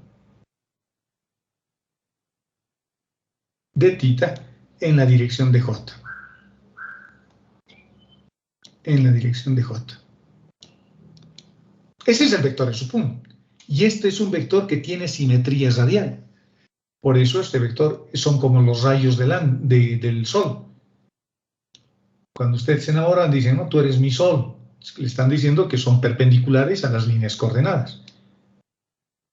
Cuando uno ya aprende estas cosas, ya se pone a pensar, ¿no? Si realmente vale la pena decirle sol, que le puedo estar diciendo de que es perpendicular a las líneas coordenadas de una circunferencia. Así cambia la dirección del vector E sub 1, porque depende del ángulo solamente. Cuando el ángulo es 45 grados, tendré este vector pintado con rojo. Cuando el ángulo, no sé, 60 grados, 70, un poquito más grande, fíjense, ha cambiado su dirección, porque este caballero está mirando hacia allá, pero este otro caballero está mirando hacia allá. Y cuando ha cambiado el ángulo y ya se ha vuelto obtuso, es más de 90 grados, este vector está mirando hacia allá, y este otro vector está mirando hacia allá. Siempre cambian de dirección, siempre en sentido radial. Y siempre tiene tamaño unitario, siempre vale 1, porque el módulo de este vector es 1, y lo puedo ver en su matriz Gram, en su tensor métrico fundamental, y eso está acá. ese 1 está ahí. Ese es 1 al cuadrado, no se olviden. Su raíz es 1. Y ese es el módulo de ese vector. En cambio, E sub 2, que lo tengo acá, ¿cuánto valía E sub 2? Si nos acordamos, E sub 2 era menos el radio por el seno del ángulo, porque el coseno es el que hemos derivado ahora, de θ en la dirección de I. Ya he derivado la primera componente.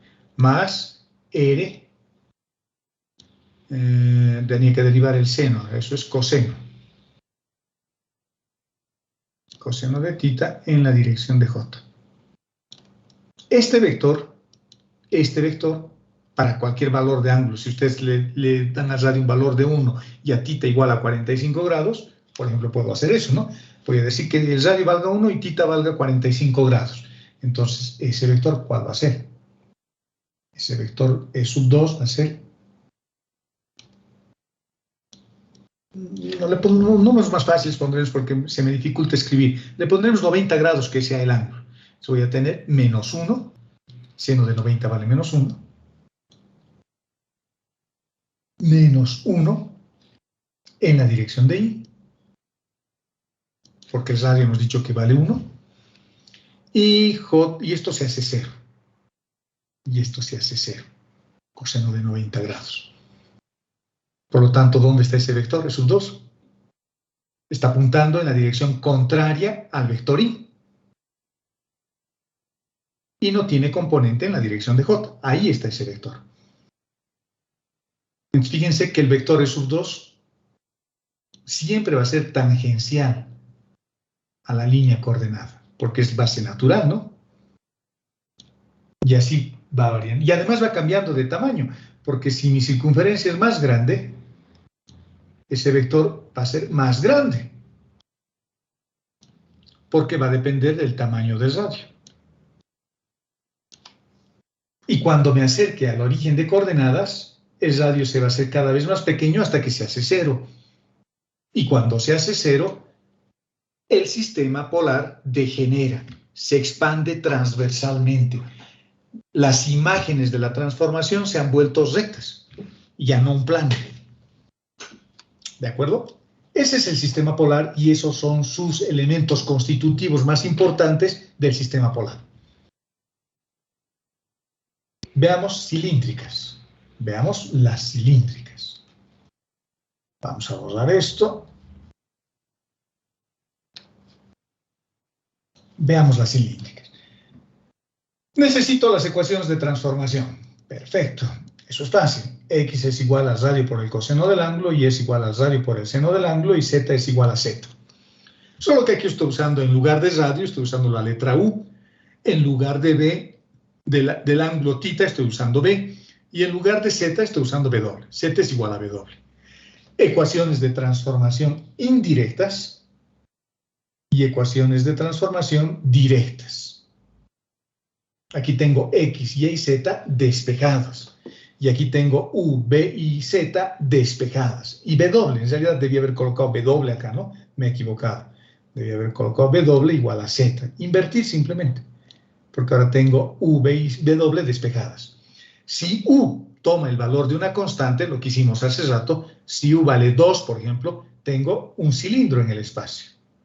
Ese cilindro es así. Lo voy a dibujar así a mi cilindro.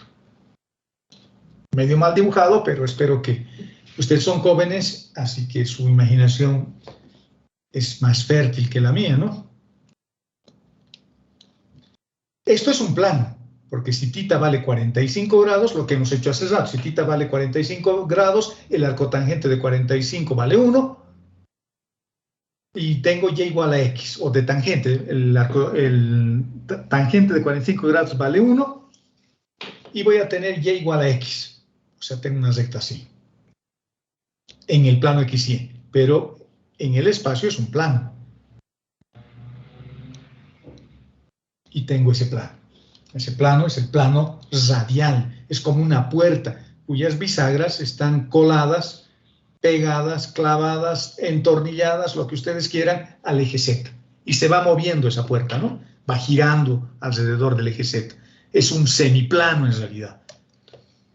Y luego tengo W igual a una constante, que W valga 2, digamos. Si W vale 2, tengo un plano así. Y ese plano, cuando se intersecte con nuestro cilindro, me va a dar una circunferencia. Bueno, hasta aquí, una circunferencia. Y mi punto estará en el punto de intersección de las tres superficies. Ahí estará mi base. Eso es la geometría asociada, ¿no? Ahora, encontremos los vectores S sub 1. Para encontrar los vectores S sub 1 es bien fácil. Derivo este vector S con las ecuaciones de transformación indirectas y lo derivo respecto de U. Por lo tanto, tengo X derivados respecto de U, coseno de B, en la dirección de Y. Y derivados respecto de U, seno de B. Como Y está asociado a J, eso es en la dirección de J. Y Z derivados respecto de W, eso es 1. Pero, no, vale 0. Z es respecto de radio, estamos haciendo, ¿no? Perdón, me estoy confundiendo. Z no depende respecto del radio, Z depende de sí mismo o de W. Por lo tanto, Z derivados respecto del radio vale 0. Y este es el vector S sub 1. Es el mismo vector de las coordenadas polares. Es el mismo, el vector S sub 1. Y sigue siendo radial. Sigue siendo un vector como los rayos del Sol, así. Pero ahora perpendicular a la cara lateral del cilindro. La cara perpendicular a la circunferencia. ¿Cómo encuentro E sub 2? Encuentro E sub 2 derivando ahora estas tres ecuaciones respecto del ángulo. X respecto del ángulo es menos U seno de B en la dirección de Y, porque X está asociado a Y. Y está asociado a J. Entonces, cuando derivo Y respecto de θ, tengo la componente en la dirección de J. Y su derivada respecto de B será U coseno de B en la dirección de J. Y Z no depende del ángulo, por lo tanto su derivada vale 0. Y este es el vector E sub 2. Es el mismo de las coordenadas polares. Lo único que hacemos acá es aumentar un vector más, porque ahora estoy haciendo una transformación en el espacio vectorial de dimensión 3. Ahora voy a agarrar nuevamente las ecuaciones de transformación indirectas, es decir, X, Y y Z despejadas, y voy a derivar respecto de Z. X no depende de Z, vale 0. Y no depende de Z, vale 0. Pero Z depende de Z, o de W, que es lo mismo, y su derivada vale 1, en la dirección de K. Por lo tanto, E sub 3 es K. Llevándolo a la forma matricial, puedo despejar E sub 1, E sub 2 y E sub 3 en términos de I, de J y de K. A mí me gusta siempre la forma matricial, porque la forma matricial me está mostrando la vinculación entre estos vectores, que voy a llamar E sub I, cualquier vector. Bueno, no le llamaremos E sub I, porque pueden pensar que estoy hablando de la base canónica. Le llamaremos, no sé, E sub M, digamos, o E sub N. Estoy obteniendo una relación entre estos vectores. N va a variar de 1 a 3, por eso tengo 1, 2, 3. Acá tengo una matriz de transformación. Una matriz de transformación que lo hemos obtenido de las componentes de los vectores I, J, K. Y acá tengo la base canónica. Le voy a llamar E sub M. Entonces, yo estoy obteniendo estos vectores a partir de la base canónica, que es lo que hemos hecho acá, ¿no? Cuando hemos encontrado las derivadas. Pero si yo quiero al revés, si yo quiero tener estos vectores en función de estos otros, lo que tengo que hacer es invertir esta matriz. Y así puedo despejar estos vectores. Eso ya no lo hice, pero lo podemos invertir esta matriz. Su inversa es bastante sencilla, no es complicada. Es casi su transpuesta. Sus métricas asociadas. Cuando hablo de métricas me estoy refiriendo al tensor métrico, me estoy refiriendo al tensor, a la matriz Gram. En este caso tengo 3 vectores, por lo tanto voy a tener 3 filas y 3 columnas. La primera componente en la posición 11 lo voy a obtener multiplicando E sub 1 con E sub 1, E sub 1 con E sub 2, E sub 1 con E sub 3. Acá voy a tener E sub 2 con E sub 1, un producto escalar. E sub 2 escalarmente con E sub 2, E sub 2 escalarmente con E sub 3. Tercera fila, E sub 3 escalarmente con E sub 1. E sub 3 escalarmente con E sub 2 y E sub 3 escalarmente con E sub 3. Y hago esos productos escalares. Y hago con estos vectores, ¿no? Con estos que estoy borrando y que los vuelvo a señalar para que vean qué cosa estoy marcando. Los productos escalares se hago con esos vectores. Y son productos escalares con la definición estándar de producto escalar, porque estoy en base canónica. Esos vectores es como multiplicar 1, 1, 1 escalarmente con el vector 1, 1, 1. El resultado es 3, 1 por 1 más 1 por 1 más 1 por 1. Eso es 3. Acá hago exactamente lo mismo, solo que no tengo un 1. Tengo un coseno, tengo un 1, tengo un seno, tengo un u coseno de b, que son las componentes de esos vectores, y haciendo los productos escalares y sumándolos después, genero esta matriz. En esta matriz nuevamente me encuentro con una matriz diagonal. Solo tengo términos en la diagonal. Por lo tanto, es una base ortogonal, porque los otros productos escalares se han vuelto cero. Y eso me está diciendo que esos vectores cuyo producto escalar se han anulado son vectores perpendiculares. Por ejemplo, E sub 12 vale 0. Eso es porque he multiplicado E sub 1 con E sub 2. Y su producto escalar me está mostrando con este resultado nulo que son vectores ortogonales. He multiplicado E sub 3, E sub 1 con E sub 3. Y el resultado también me ha dado 0. Eso me está mostrando que esos vectores son perpendiculares. Y como esta matriz es simétrica, este 0 se refleja aquí y este 0 se refleja acá. Ni siquiera necesito hacer más cálculos. Los únicos cálculos que hay que hacer son estos, en realidad. Y estos 2 o 3 que tengo acá arriba. Porque los otros 3 que tengo abajo se replican. Porque esta matriz siempre es simétrica. La matriz Gram siempre es simétrica. El tensor métrico siempre es simétrico. Hasta rima, ¿no? Tensor métrico simétrico. Y como es una matriz elemental, es una matriz diagonal, su inversa es esta, la inversa de los términos de la diagonal. En lugar de 1 estoy colocando 1 sobre 1, eso es 1. En lugar de u al cuadrado estoy colocando 1 sobre u al cuadrado, y es lo que sale. Y en lugar de este 1 estoy colocando ese 1 dividido o sobre 1, ¿no? Que sigue siendo 1. Este es su tensor recíproco. Los segundos coeficientes métricos y los primeros coeficientes métricos. El elemento de arco, que es el primer gran resultado que hemos obtenido.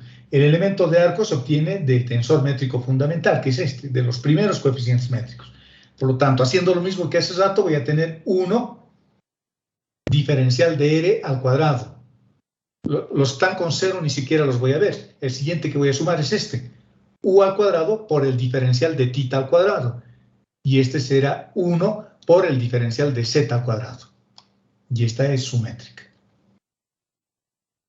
Los otros términos se anulan. Como no tengo términos cruzados acá, esta métrica es fundamental. Es una métrica ortogonal.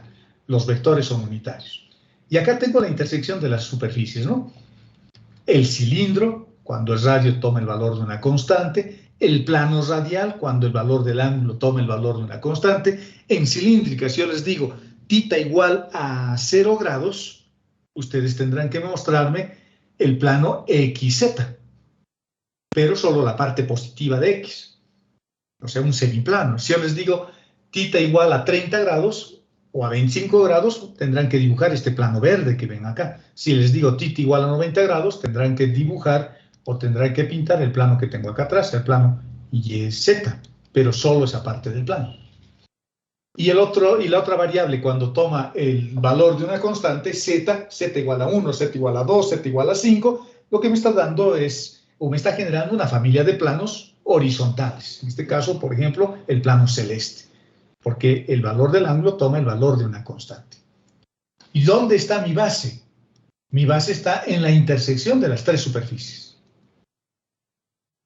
Y la intersección de las tres superficies me da el punto P, que es ese. El vector E sub 2 es tangente a la línea de intersección entre el cilindro y el plano horizontal. El vector E sub 1 es el vector que hemos obtenido, o es una línea que está generando su coordenada curvilínea, así. Esta otra será así, o así en realidad, ¿no? Y esta otra será así. Esas líneas coordenadas son donde los vectores son tangentes.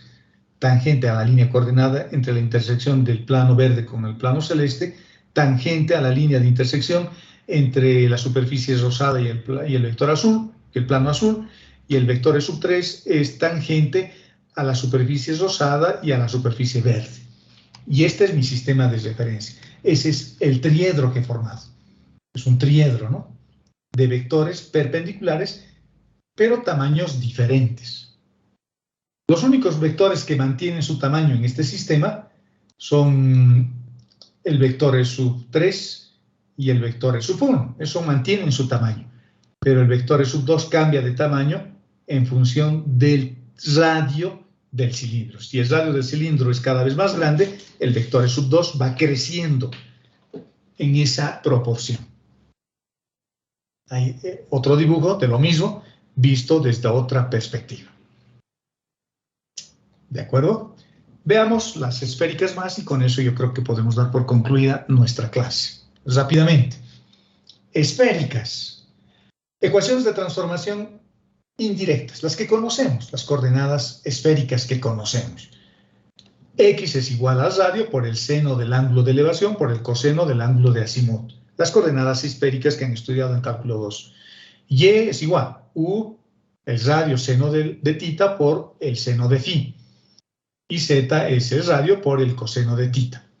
Yo le llamo tita al ángulo que se mide desde el eje Z. He estado viendo que algunos de ustedes le llaman tita al otro ángulo. Para que no todos nos pongamos de acuerdo, para mí tita es, o B en este caso, B como está escrito en un documento, es el ángulo que se mide respecto del eje Z. En otras palabras, si este es mi sistema de coordenadas cartesiano rectangular y aquí está mi esfera y aquí está el radio vector, tita es este. Yo le estoy llamando B a este ángulo. Y phi es la proyección de este vector sobre el plano XY y es el que se mide respecto al eje X y ese para mí es W o phi. He visto que utilizan al revés algunas personas, tal vez su docente hacía así, ¿no? Su docente de cálculo 2, pero para que no se confundan, independientemente de cómo le llamen, por eso yo le llamo a B el ángulo de elevación, porque es el que mide la altura de este vector. Puede estar más arriba o puede estar más abajo. En cambio, W, que sería este, es el que barre el horizonte, es el que va dando la vuelta. Párense, digamos, en su habitación, en el centro de su habitación y vayan girando 360 grados. Van a ver su ventana, su puerta, las fotografías que tienen colgadas en sus paredes, etc. Ese ángulo es el ángulo de azimut, porque está barriendo el horizonte. Pero en cambio, cuando levantan su cabeza y ven el techo, y luego bajan su cabeza y ven el piso, ese es el ángulo de elevación. O sea, hay dos ángulos, ¿no? Estas son las ecuaciones que conocemos. Con estas ecuaciones que conocemos son las que siempre se trabajan, como en todos los casos. Y estas son las ecuaciones de transformación indirectas. Cuando he despejado U, cuando he despejado B y cuando he despejado W, que ya los he despejado directamente, porque solo es álgebra, ¿no? Y al darle valores a las variables curvilíneas, las variables curvilíneas son U, B y W, a esas variables se llaman variables curvilíneas, así los hemos denotado el primer día de clases de coordenadas curvilíneas, ¿no? Si U vale, por ejemplo, 2, voy a tener x al cuadrado más y al cuadrado más z al cuadrado igual a 4, una esfera. Voy a tener una esfera. Esa es la superficie. Esa línea me ha salido casi recta, ¿no? Bien fea. Bueno, esa no está mejor, pero está un poquito mejor. Mi esfera. Con esta ecuación, con la primera, estoy definiendo esferas. Con la segunda ecuación, estoy definiendo conos. Cuando yo digo B, el ángulo de elevación es 45 grados, tengo un cono. Y con ese cono, genero esta línea de intersección, que lo voy a pintar de rosado. Acá. Es la intersección del cono con la esfera. O sea, si ustedes aplican función tangente, a ambos lados van a tener tangente de B. y esto se va a eliminar. Se va a volver simplemente 1, porque estarían aplicando su función inversa. Y esto van a tener raíz cuadrada de x al cuadrado más y al cuadrado sobre z. Este z lo pasan al otro lado, aquí van a tener tangente de b por z, y al elevar al cuadrado van a tener un cono con una pendiente diferente a 1. Va a depender del ángulo. Un cono que depende del ángulo. Por lo tanto, esta ecuación es ese cono que he pintado ahí, o que he dibujado ahí, que lo puedo pintar, no sé, de verde de la esperanza, digamos, ese conito que está por acá. Y este otro plano es igual que en las coordenadas polares o cilíndricas. Esto es una recta. Esta es una recta, mejor dicho. Si W es igual a una constante, tengo una recta. Digamos, lo vamos a pintar así. Una recta en el plano X y Y. Pero en el espacio es un plano. Un semiplano, en realidad. Entonces tengo esferas, tengo planos radiales y tengo conos. Lo vamos a ver ahora en un dibujo más bonito que lo tenemos abajo. Encontrando E sub 1. E sub 1 va a ser la derivada de X, la derivada de Y y la derivada de Z respecto de U. Y los formo como un vector. Los pongo en una línea como un vector, como combinación lineal de la base. La derivada respecto de X en la dirección de Y, la derivada respecto de Y, de X respecto de U en la dirección de Y respecto de U en la dirección de J, y de Z respecto de U en la dirección de K. O sea, cada variable U en la dirección de Y cuando es X, U cuando es Y en la dirección de J, y U cuando es Z en la dirección de K. Luego veo la otra variable B. Cuando derivo X respecto de B, tendré E sub 2, pero en la dirección de Y. Luego en la dirección de J y así sucesivamente. Es fácil, ¿no? No es difícil. Por lo tanto, si yo derivo este vector que tiene estas tres componentes respecto de U, voy a tener U seno de B coseno de B doble, que es esto, en la dirección de Y. Luego voy a tener seno de U seno de B doble en la dirección de J, y luego voy a tener coseno de B en la dirección de K. Si yo hallo el módulo de este vector, porque está en base canónica, su módulo es 1. Este vector es unitario. E sub 2 lo mismo, lo que tengo que hacer es derivar respecto de B y E sub 3 respecto de B doble. Los resultados de esas derivadas lo van a poder comprobar hasta ahí. Este vector no es unitario y este otro tampoco. El único vector unitario que tenemos en coordenadas esféricas es el vector E sub 1. E sub 2 tiene un módulo U y E sub 3 es peor todavía, depende del seno. Depende del seno, incluso se puede anular en algún momento.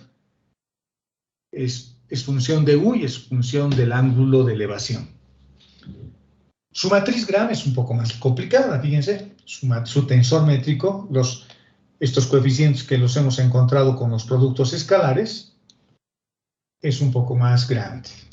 Por ejemplo, el G11 es este, ¿no? Este será el G12. No, perdón, no estoy hablando todavía del tensor métrico. Estoy hablando simplemente de la matriz que relaciona los vectores de la base esférica con los vectores de la base canónica. Si yo invierto esta matriz, ya va a ser un poco más laborioso, ¿no?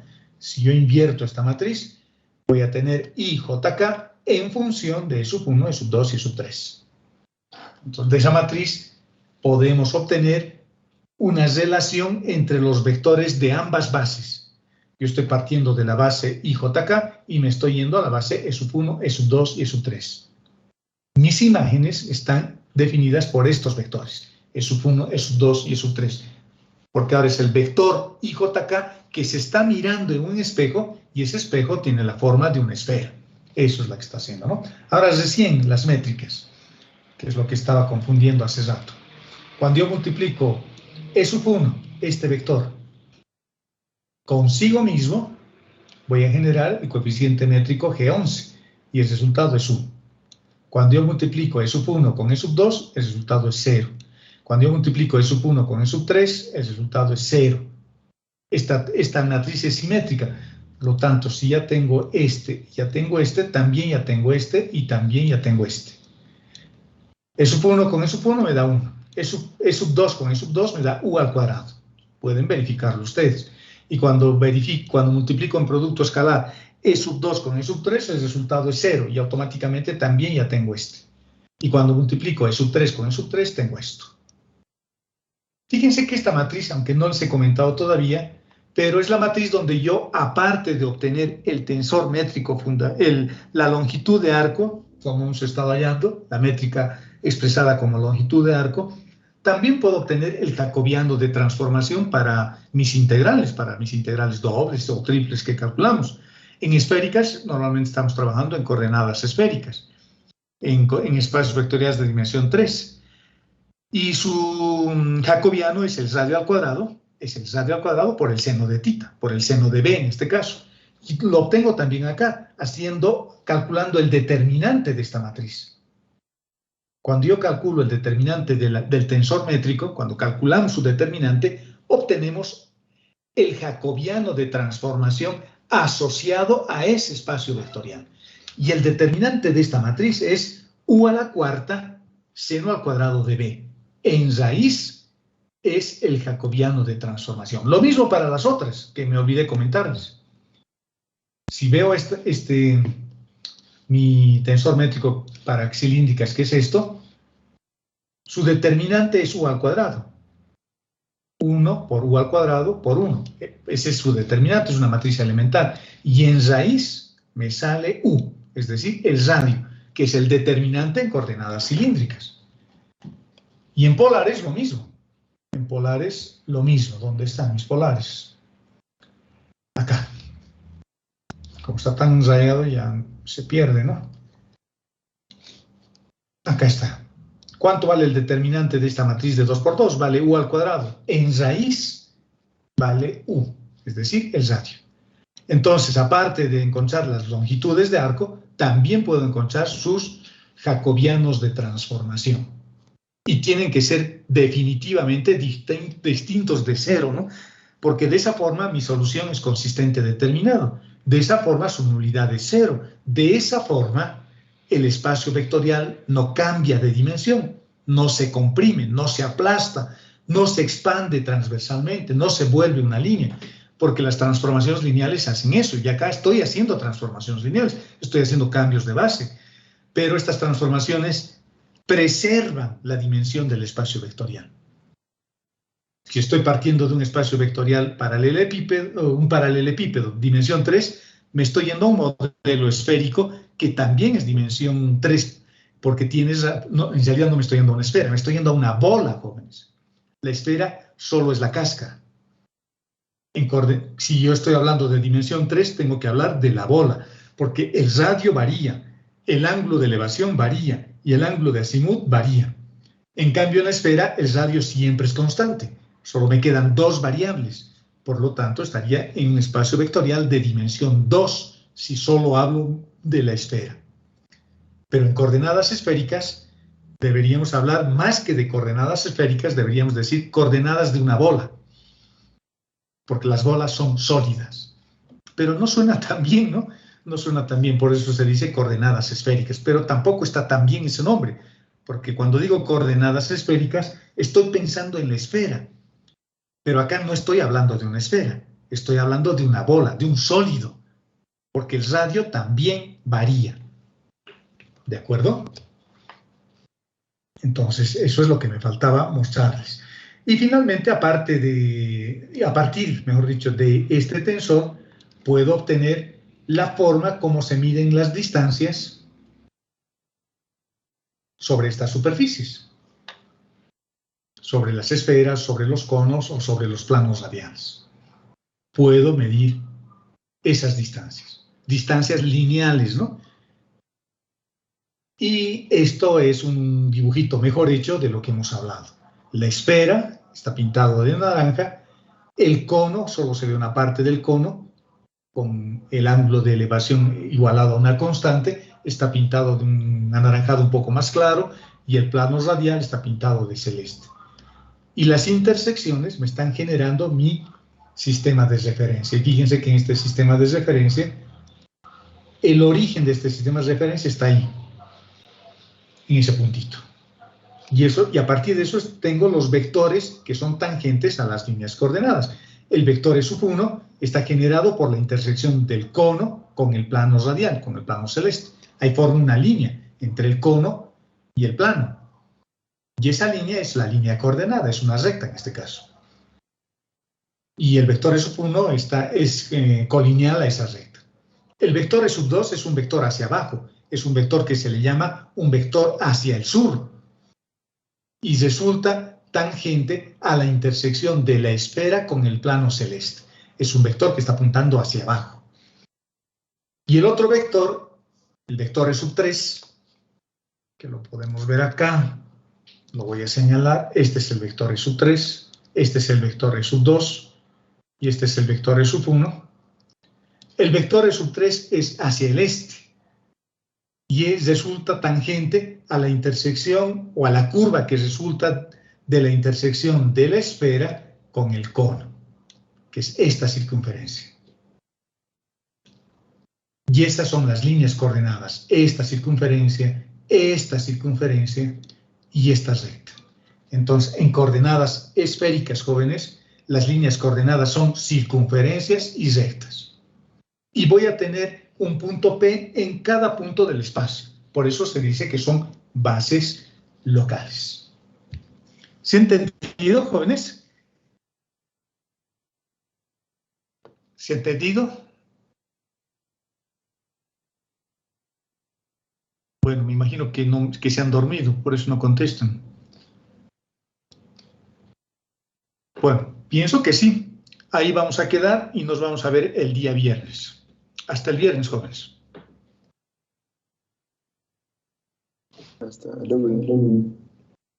Hasta el viernes. Hasta luego, ingeniero. Hasta luego, Diego. Hasta luego, ingeniero. Hasta luego, señorita. Creo que los he hecho dormir hoy día. Me están haciendo reír. Bueno, no importa. El sueño también es bueno, pero espero que hayan entendido algo. Hasta el viernes, jóvenes.